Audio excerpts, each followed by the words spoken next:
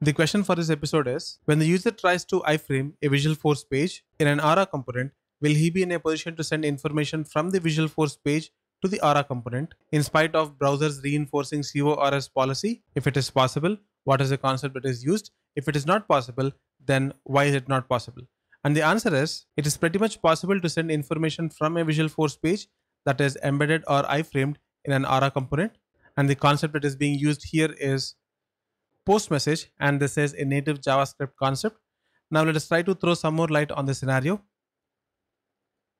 By default, all the browsers will implement a policy called CORS policy, and what this policy means is whenever we have two entities which are being served from two different domains, then the browser is going to make sure that resource sharing between these two entities are prohibited.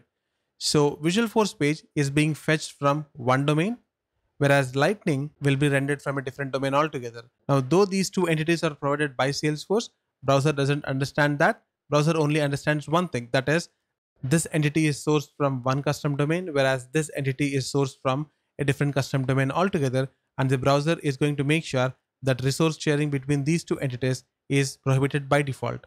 And there is a workaround for that, and the workaround is by making use of post message. This is a native JavaScript concept.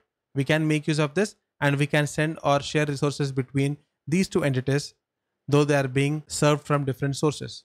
That's all for this episode. See you in the next one.